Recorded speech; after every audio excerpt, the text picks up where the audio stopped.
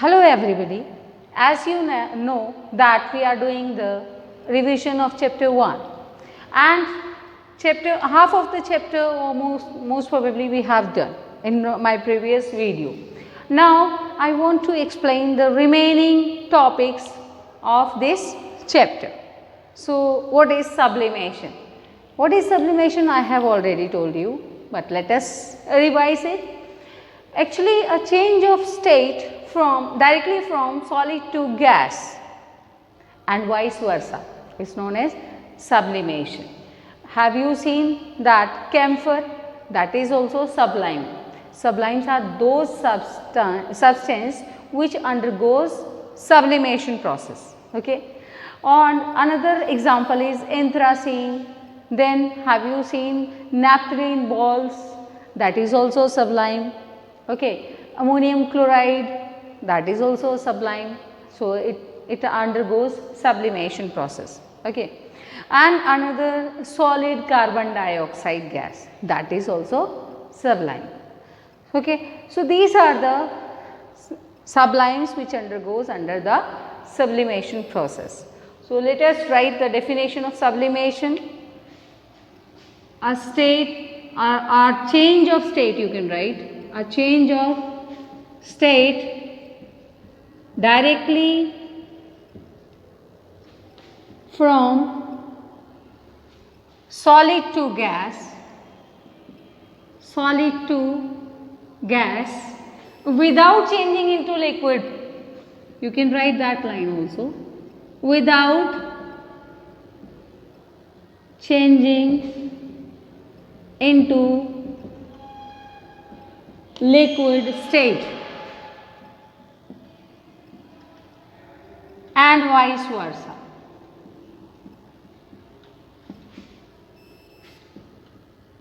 Is called sublimation. Okay. An example of sublimation, for example, NH4Cl, that is ammonium chloride, anthracene, naphthalene balls,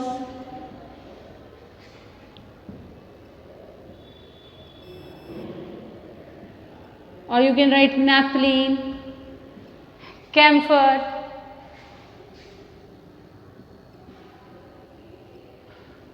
and solid carbon dioxide gas, solid carbon dioxide, that is also sublimation. This undergoes, that substance undergoes in the sublimation process. And some other examples are also there that I have told you. Okay. What are these? Anthracene, naphthalene, camphor, solid carbon dioxide, ammonium chloride, that is NH4Cl. And iodine vapors also. Iodine is directly changes, that solid iodine changes into the vapor form. Okay. So you can take the iodine. Now, do you know what is evaporation?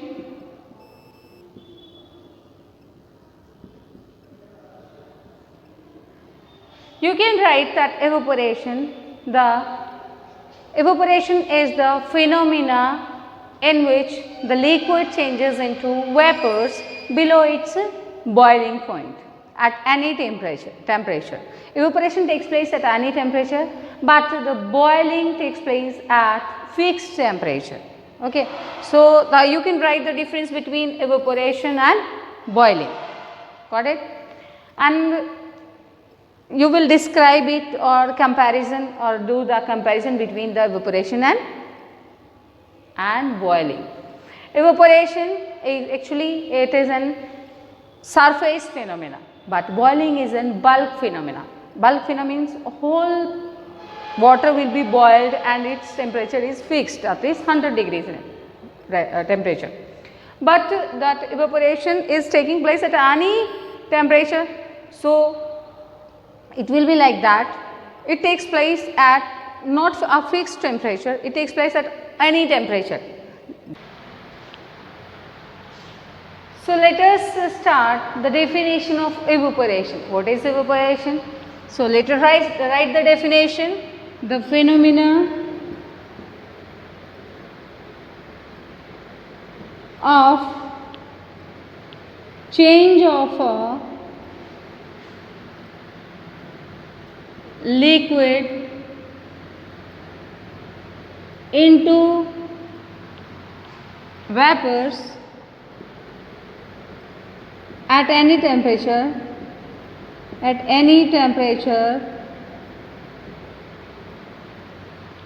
below its boiling point. Below its boiling point is called evaporation.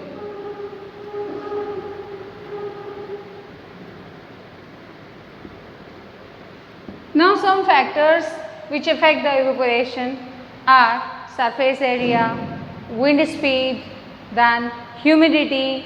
Okay, so you can write that. I have explained you that how it will be affect, how the surface area will be affect. For example, if the surface area is more, the evaporation is more. For example, what we will take, if we will spread the clothes, then they will dry up easily. But if we will fold them, and after that folding we will just hang over the string, what happen? They will take time to dry up. Okay, it means if the surface area is more, then the evaporation is more. Okay, so you can write that also factors affecting evaporation. So write these factors which affect evaporation. Factors affecting evaporation.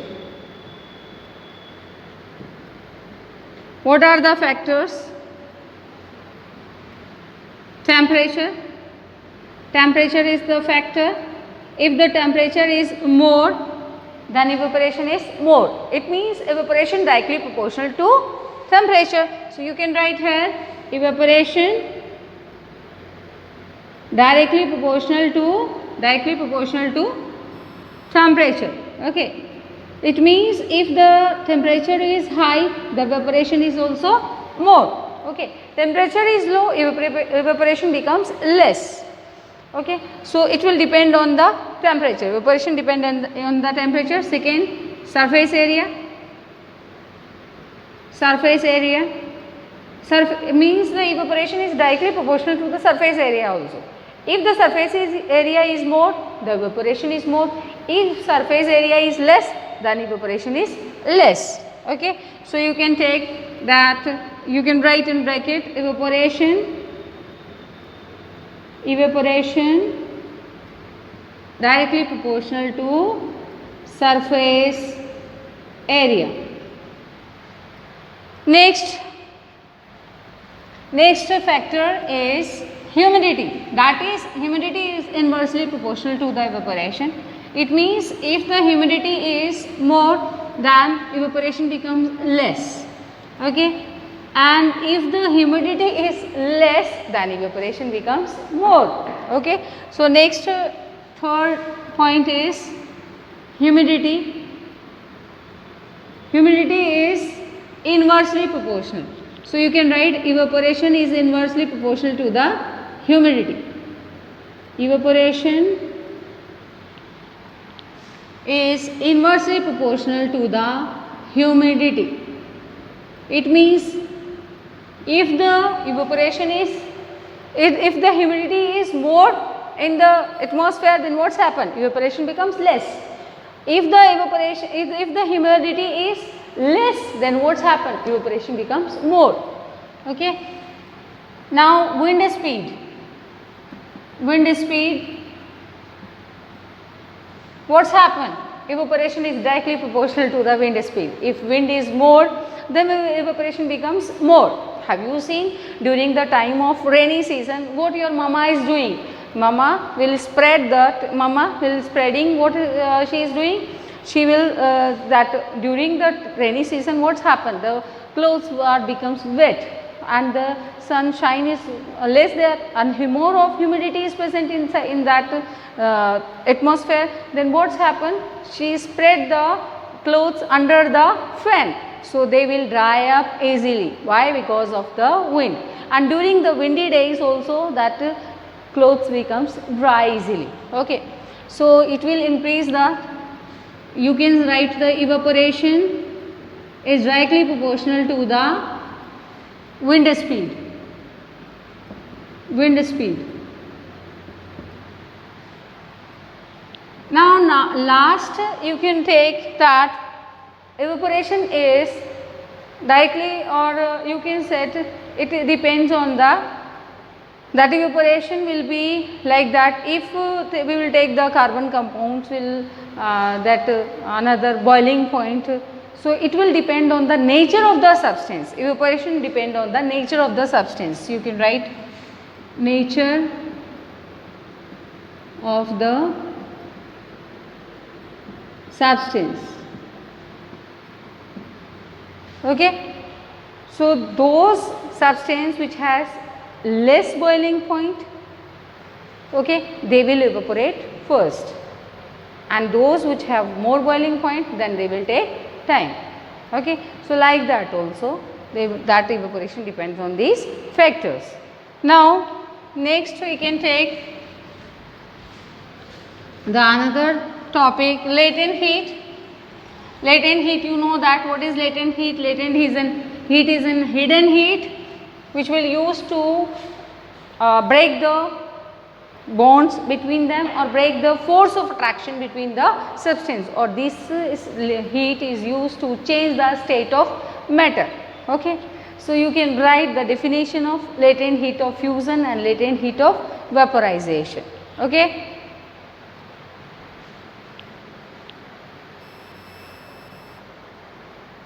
So latent heat means hidden heat. You can write here hidden heat. Okay, and latent heat is of two types, latent heat of fusion and latent heat of vaporization. So you can write latent heat of fusion. Fusion or melting are same. The process in which the substance starts melt, that is fusion, that is also known as melting. And latent heat of vaporization. What is latent heat of fusion? Actually the amount of heat which is required to change 1 kg of solid into liquid at atmospheric pressure at its melting point is called latent heat of fusion. And latent heat of vaporization, what is that? The heat energy that is required to change 1 kg of liquid into vapors at the atmospheric pressure at its boiling point. Okay. So that is known as latent heat of vaporization. So let's write the definition. Latent heat of fusion, latent heat of fusion, the heat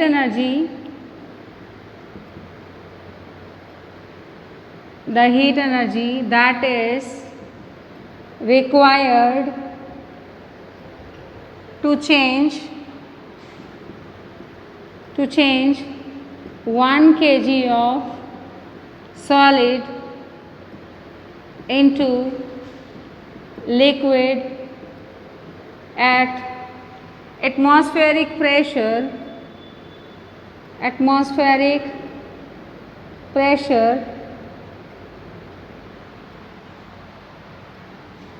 at its melting point. Okay. Is known as,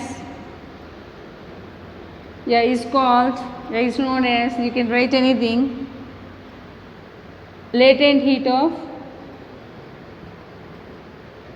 fusion. as it is you can write the another definition, another point, the latent heat of vaporization. Okay, so let us write the latent heat of vaporization. Latent heat of vaporization. Vaporization. Latent heat of vaporization, the heat energy that is required to change,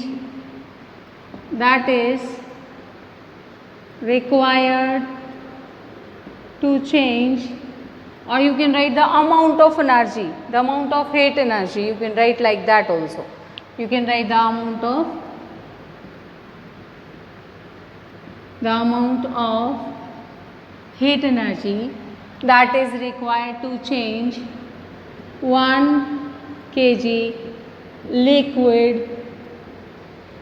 The same definition you can write here also. The amount of heat energy that is required to change 1 kg of solid into liquid at atmospheric pressure at its melting point is known as latent heat of fusion.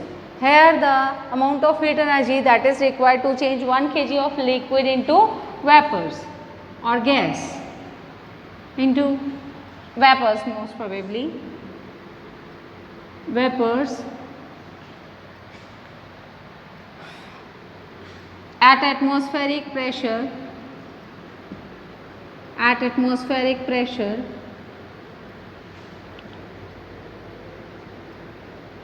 okay, at its boiling point.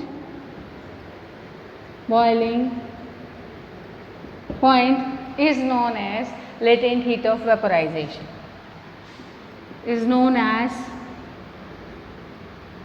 latent heat of vaporization.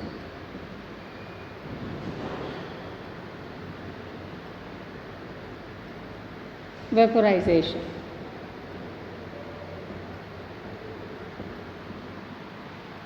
Okay. So you can learn this definition, and you know that latent heat of vaporization, which substance is more, the boiling water or steam? So steam has more latent heat of vaporization. Why? Because it takes more heat as compared to the boiling water, and that's why it will causes the severe burns also. Okay.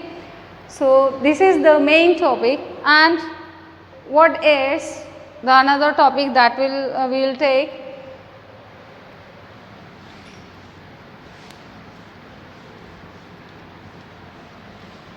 We can take the another topic, remaining topic, that is deposition also. In your book the deposition is given. What is deposition? Actually the deposition is the process or a change of state that in which that gas is directly changes into the solid phase or solid state, okay, without change into the liquid. So that is known as deposition. So you can write the deposition also. What is deposition?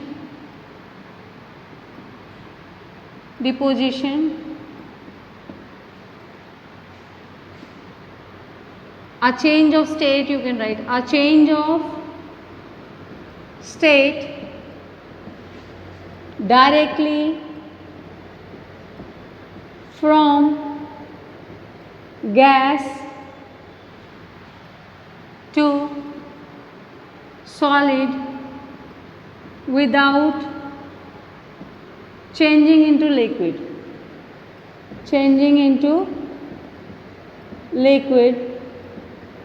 Is called deposition. Okay. What is boiling point and what is melting point? So you can write boiling point and melting point.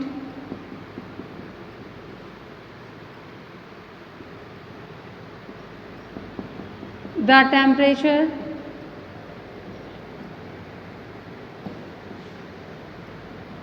at which the substance starts boiling the substance starts boiling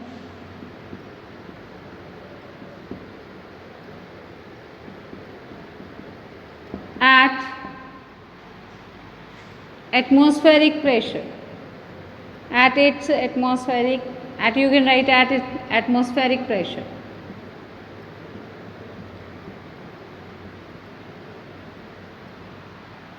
The temperature at which the substance starts boiling at atmospheric pressure is called boiling point. Is called boiling point. You know the boiling point of water is 100 degree.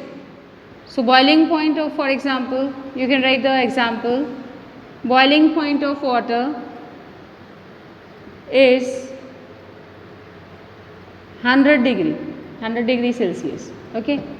And another substance have different boiling points. So every time the boiling points are fixed, but that evaporation will not be fixed, that will not taking place at any temperature, but boiling takes place at the fixed point.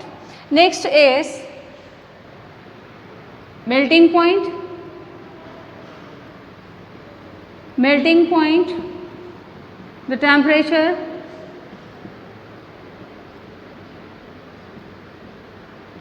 at which the substance starts melt, at which the substance starts melt, substance starts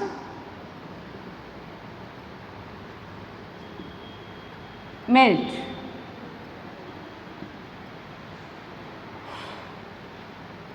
Or substance starts melting, you can write also, is called melting point.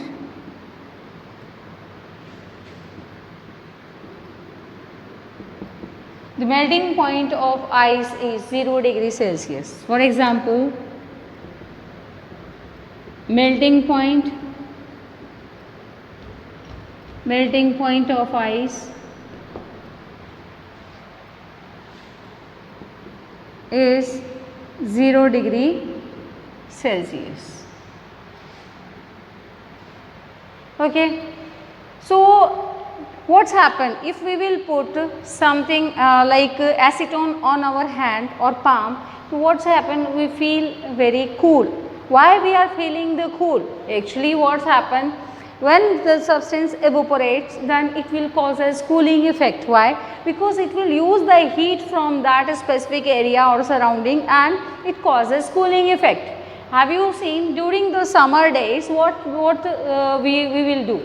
And what our parents will do? They will just spread the water around our ground or around our lobby. Why? Because we feel cool during that time. Why? Because when the evaporation is taking place, it will use the heat of that surrounding and it will be reduces cooling effect.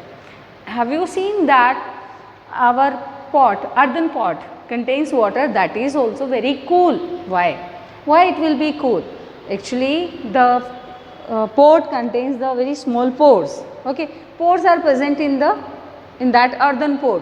So the heat that is present inside the water and surrounding, that is used in the form of, that is used by that evaporation, and that heat is used. Then what's happened? What is remaining inside the pot? It's cool water. So next topic is evaporation causes cooling effect. How it causes cooling effect?